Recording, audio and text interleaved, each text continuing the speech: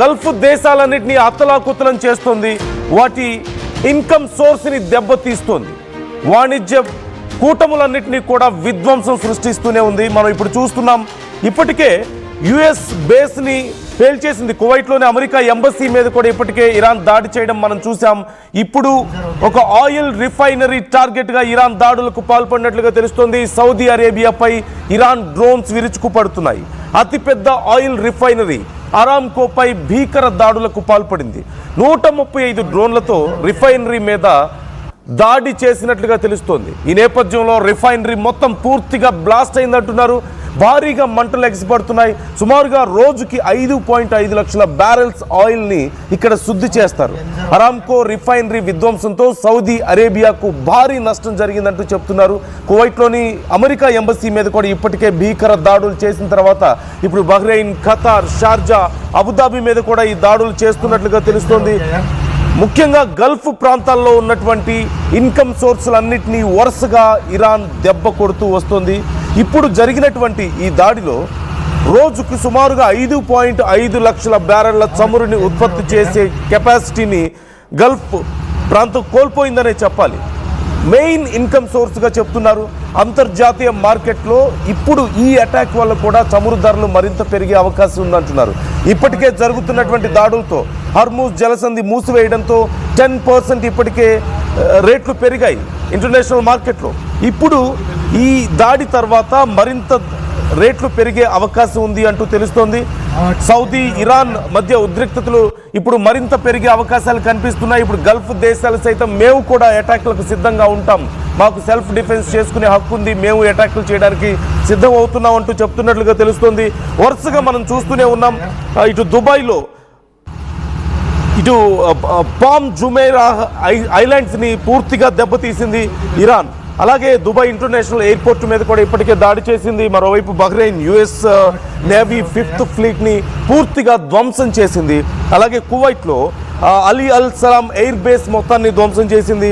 Kuwait international airport మీద కూడా దాడులు చేయడాన్ని మనం చూస్తూనే ఉన్నాం. ఇక ఖతార్ విషయంలో గతంలో ఖతార్ మీద దాడులు చేసింది. ఇప్పుడు కూడా వరుసగా దాడులు కొనసాగుతున్నాయి. అయితే ఖతార్ మీద ల్యాండ్ అవ్వకముందే మొత్తం మేము డెస్ట్రాయ్ చేయగలుగుతున్నాం అని ఖతార్ చెప్తుంది. ఇక సౌదీ అరేబియా ముఖ్యంగా చూసినట్లయితే ఈ కింగ్డమ్కి సంబంధించినటువంటి ఈస్టర్న్ రీజియన్ని ధ్వంసం చేసే పనిలో ఇరాన్ ఉన్నట్లుగా కనపడుతోంది. ఇక ఇరాక్ ఎర్బిల్ ఎయిర్పోర్ట్, అలాగే కుర్దిష్ రీజియన్ మొత్తాన్ని కూడా టార్గెట్ చేసుకుంది. ఇలా వరుసగా బహ్రెయిన్, కువైట్, ఖతార్, యుఏఈ ఎక్కడ చూసినా ఇరాన్ విరుచుకు పడుతోంది. ఇప్పుడు అతిపెద్ద చమురు ఉత్పత్తి చేసేటువంటి ప్రాంతాన్ని ధ్వంసం చేసింది. రిఫైనరీ మీద తీవ్రమైనటువంటి దాడులకు పాల్పడినట్లుగా తెలుస్తోంది.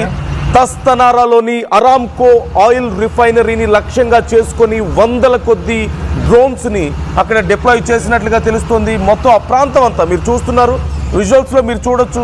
మొత్తం బ్యారెల్స్ అన్నీ కూడా పూర్తిగా దగ్ధమైపోయాయి. సుమారుగా 5.5 లక్షల బ్యారెళ్ల చమురు ఉత్పత్తి ఇప్పుడు ఆగిపోయినట్లుగా తెలుస్తోంది. దీనివల్ల ఇంటర్నేషనల్ మార్కెట్ మీద కూడా తీవ్ర ఎఫెక్ట్ పడే అవకాశాలు కనిపిస్తున్నాయి. రేట్లు భారీగా పెరగబోతున్నాయంటూ తెలుస్తోంది. ఇరాన్ వెనక్కి తగ్గడం లేదు. ఓవైపు అమెరికా అధ్యక్షుడు ట్రంప్ ఇప్పటికే ప్రకటించారు మరికొన్ని వారాల పాటు యుద్ధం కొనసాగుతుందని. ఇజ్రాయెల్ మరోవైపు కీలకమైన నాయకుల్ని మరింత మందిని లిస్టులో పెట్టుకుంది, టార్గెట్ చేసింది. వాళ్ళందరినీ ఒక్కొక్కరిగా ఎలిమినేట్ చేసుకుంటూ పోతున్న సమయంలో ఇక ఇరాన్ పని అయిపోయింది అనుకున్నారు. కానీ ఇరాన్ మాత్రం వెనక్కి తగ్గడం లేదు. ఇప్పుడు జరిగినటువంటి ఈ అరామ్కో ఈ దాడి వల్ల ఎలాంటి నష్టం ఉండబోతుంది, ఆ రీజన్ మీద ఎంత ఇంపాక్ట్ ఉండబోతుందో తెలుసుకుందాం. నా కొలీగ్ కళ్యాణ్ మనతో జాయిన్ అవుతున్నారు.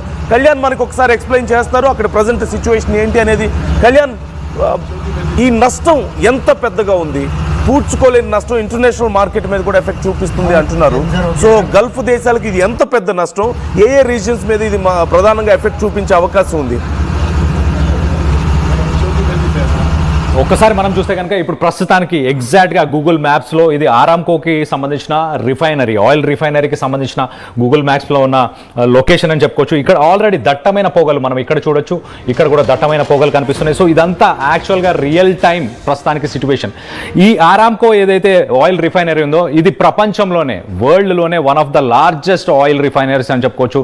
ఒక రకంగా సౌదీకి సంబంధించిన రెవెన్యూకి, వాళ్ళ ఎకానమీకి భారీ దెబ్బ అనుకోవచ్చు. ఇటు ఇరాన్ చాలా అగ్రెసివ్గా, ఇటు నెతన్యాహు ఒక స్టేట్మెంట్ ఇచ్చాడు. ఇజ్రాయెల్ ప్రైమ్ మినిస్టర్ నెతన్యాహు ఒక స్టేట్మెంట్ ఇచ్చాడు చాలా క్లియర్గా, అగ్రెసివ్గా మేము అటాక్స్ చేయబోతున్నాం ఇరాన్ పైన. గతంలోనే మనం చూస్తే కనుక ఇనిషియల్గా ఫస్ట్ స్ట్రైక్స్ చేసినప్పుడే 400 ఫైటర్ జెట్స్ని యూజ్ చేశారు. 500 డిఫరెంట్ లొకేషన్స్లో, ఇరాన్లోనే ఒక 500 డిఫరెంట్ లొకేషన్స్లో వీళ్ళు స్ట్రైక్స్ చేశారు, ఇటు అమెరికా కానీ ఇజ్రాయెల్ కానీ. దాని తర్వాత ఇరాన్ ఖమేనీ చనిపోయిన తర్వాత ఒక్కొక్క స్టెప్ ఎలివేట్ చేస్తుంది. ఎలా చేయగలుగుతుంది ఇదంతా? ఖమేనీయే లేడు కదా అనుకుంటే కనుక, ఖమేనీ చనిపోక ముందే ఒక పని చేశాడు. తను చనిపోయిన తర్వాత తన స్థానంలో రావడానికి 5 మెంబర్స్ని 5 లెవెల్స్ని ఆల్రెడీ తీసుకొని పెట్టుకున్నాడు. ఒకరి తర్వాత ఒకరు, ఎవరు చనిపోయినా ఇంకొక నెక్స్ట్ పర్సన్ రెడీగా ఉన్నాడు ఆ బాధ్యతలు నిర్వహించడానికి. గతంలో మనం చూస్తే కనుక ఒక్కసారి ఇటు సౌదీకి సంబంధించిన ఆరామ్కోని కొంత పక్కకు జరిగితే కనుక మనం చూస్తాం, ఇక్కడ మనకి ఒమాన్కి సంబంధించిన